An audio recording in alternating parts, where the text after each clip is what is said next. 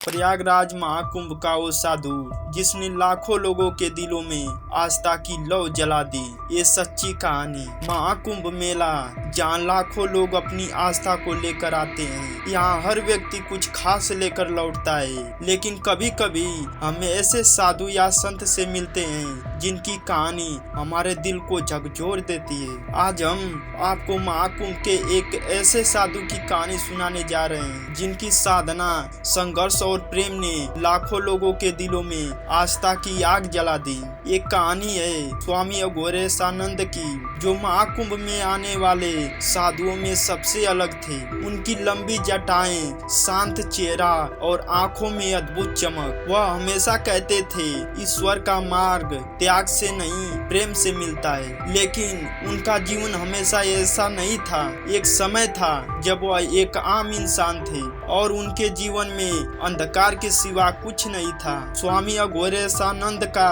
असली नाम राजेश वर्मा था। वह एक गरीब परिवार से थे और उनके पास जीवन यापन के लिए साधन नहीं थे। छोटी उम्र में ही उन्होंने अपने माता पिता को खो दिया। जीवन के संघर्ष ने उन्हें गुस्सैल और निराश बना दिया। एक दिन जब वह निराशा में डूबे थे तो उन्होंने सोचा कि उनके जीवन का कोई उद्देश्य नहीं है। तभी किसी ने उनसे कहा, तुम्हें प्रयागराज के महाकुंभ में जाना चाहिए, वहाँ शायद तुम्हें जीवन का अर्थ मिल जाए। राजेश ने 12 साल पहले महाकुंभ का रुख किया।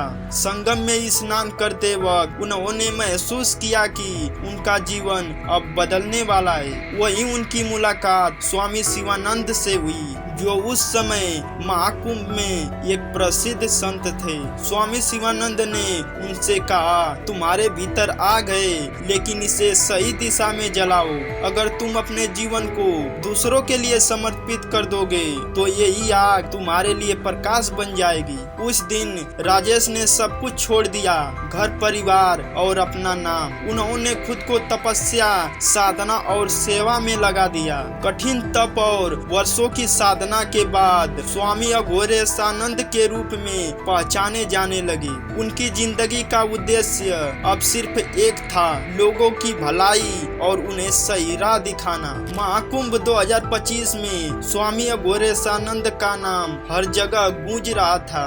उनके प्रवचनों में हजारों लोग शामिल होते थे। वह कहते थे, भगवान को पाने के लिए मंदिर जाने की जरूरत नहीं, बल्कि अपने दिल में प्रेम और सेवा का दीप जलाने की जरूरत है। उन्होंने जरूरतमंदों के लिए भोजन, दवाइयाँ और कपड़ों का इंतजाम किया। लेकिन जो चीज खास थी वह थी उनकी उम्मीद की शक्ति। एक बार एक व्यक्ति ने उनसे पूछा, स्वामी जी, आप इतने दुख झेलकर भी इतने शांत और खुश कैसे रहते हैं? स्वामी जी ने मुस्कुराते हुए कहा, दुख और संघर्ष से कोई बच नहीं सकता, लेकिन अगर तुम अपने दुखों को दूसरों की उम्मीद में बदल दोगे तो यही तुम्हारा सबसे बड़ा सुख बन जाएगा। महाकुंभ के इस अद्भुत साधु की कहानी हमें यह सिखाती है कि जीवन में कितने भी संघर्ष हो, अगर हम दूसरों की भलाई का मार्ग चुनते हैं तो हमारा जीवन एक प्रेरणा बन सकता है। दोस्तों, अगर आपको ये कहानी पसंद आई हो तो लाइक करें, शेयर करें और हमारे चैनल को सब्सक्राइब करें। हर हर गंगे।